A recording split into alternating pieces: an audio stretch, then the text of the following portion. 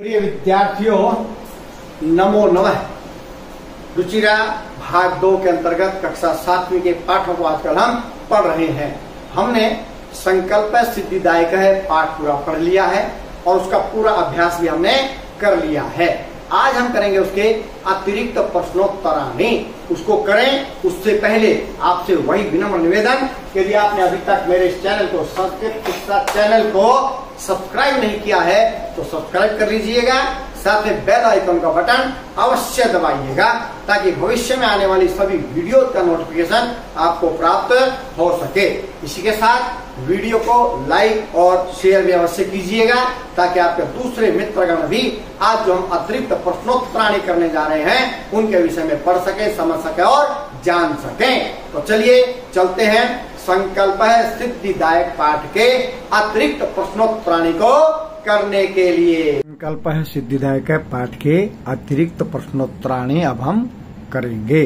प्रश्न नंबर 1, अधोलिखितानां प्रश्नानां वैकल्पिक उत्तरेषु समुचितम उत्तरम दीयताम।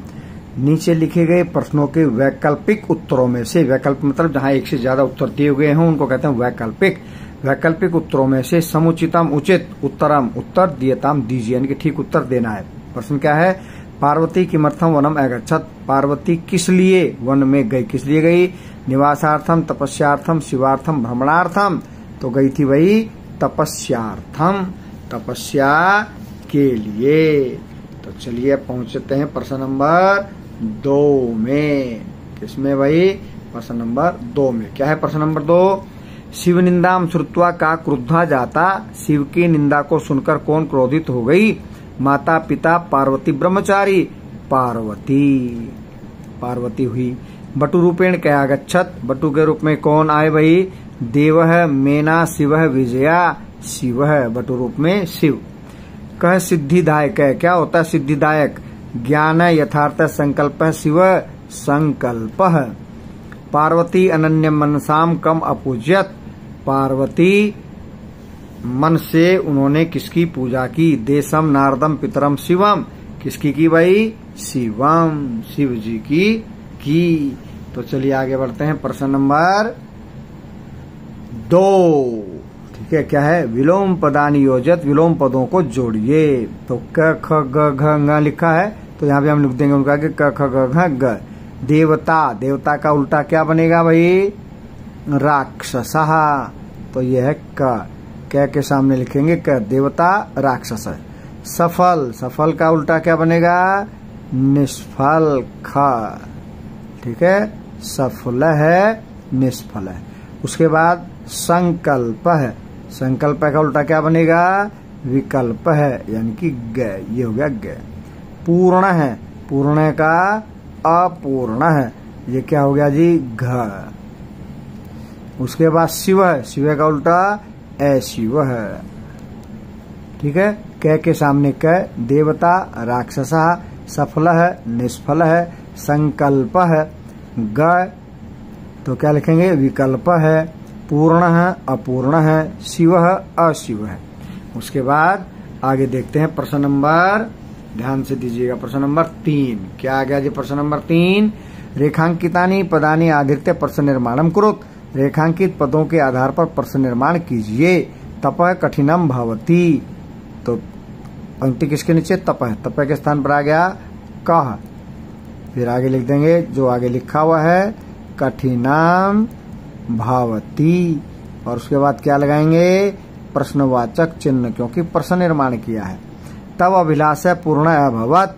अभिलाष इच्छा, तुम्हारी इच्छा पूर्ण हो जाएगी। हो तो अभिलाषा के स्थान पर आएगा प्रश्नवाचक शब्द, वहां पर लिखेंगे कह।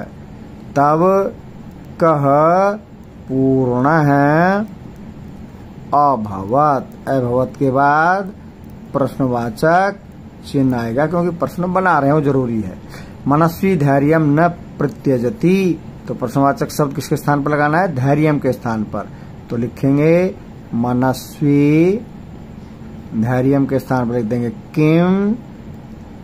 उसके बाद आगे ज्यों का त्यों। न परित्यजति।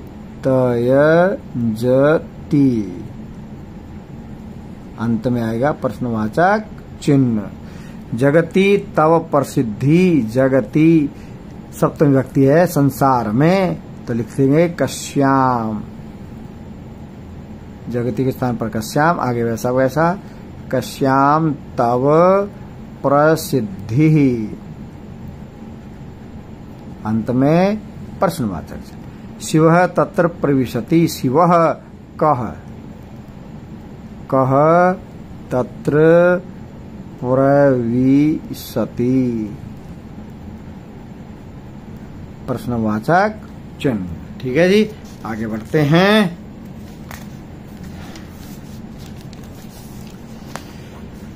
आगे आ गया जी प्रश्न नंबर 4। ठीक है, ध्यान दीजिए प्रश्न नंबर 4 की तरफ। क्या है प्रश्न नंबर 4?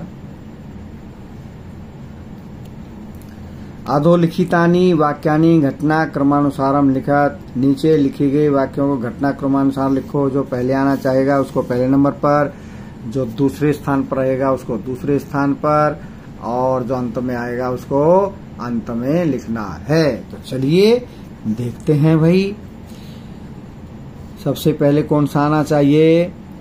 ये वाला, ये नंबर 1 पर। वत्से देवता गृहे एव संति, पुत्री देवता तो घर में ही हैं। उसके बाद नंबर 2 पर आया अहम अद्यैव विजेताम साकम, ये नंबर 2 पर लिखेंगे। मैं आज ही विजया के साथ गौरीश घर पर जाती हूँ। उसके बाद नंबर 3 गए, ये आ गया गए, यानी कि तीसरा जो वाक्य वो तीसरे नंबर पर ही आएगा। फिर भी तुम्हारी इच्छा पूर्ण नहीं हुई है। ठीक है, उसके बाद तपः कारणात् जगति तव प्रसिद्ध है, ये हो गया नंबर 4 पर ये पंक्ति आएगी। नंबर 5 पर वही सहसैव बटु रूपधारी शिव तत्र प्राविशत, शीघ्र ही बटु रूपधारी शिव ने वहां प्रवेश किया। ठीक है, और अंत में क्या आ गया? अद्य प्रवृत्ति तव तपो भी क्रीड दास है, आज से मैं तुम्हारे द्वारा खरीदा गया दास हूं। तो ये नंबर 1 पर लिखेंगे। सॉरी, इसको नंबर 2 पे, यानी कि यह वाक्य रहेगा नंबर 1 पर, यह वाक्य नंबर 2 पर, यह वाक्य नंबर 3 पर, यह वाक्य नंबर 4 पर, यह वाक्य नंबर 5 पर, और यह वाक्य नंबर 6 पर रहेगा। ठीक है जी, चलिए बढ़ते हैं आगे प्रश्न नंबर 5 की ओर। दिख रहा है आपको प्रश्न नंबर 5? यह है प्रश्न नंबर 5।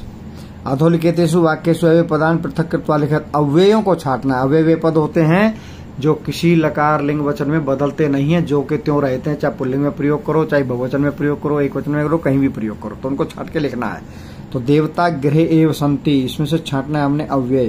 तो इसमें अव्यय कौन सा है? एव। कह अपि वटु आगतो सी, इसमें कौन सा है? अपि। अपि अव्यय है। शरीरम आद्यम खलु धर्म साधनम, इसमें क्या है भाई? अव्यय खलु। उसके बाद तप से कुलम नैव दृश्यते, इसमें है उपसर्ग नैव। शिव उच्चई उपहसति, इसमें है उच्चई। तो भाई आज हमने जो है संकल्प है, सिद्धिदायक है, पाठ को पूरा कर लिया है। शब्दार्थ, फिर पाठ का अर्थ, फिर उसका पूरा अभ्यास, और आज हमने उसके अतिरिक्त प्रश्नोत्तराणी भी कर लिए हैं। कल करेंगे अगला पाठ। तब तक के लिए जयतु सुर भारती।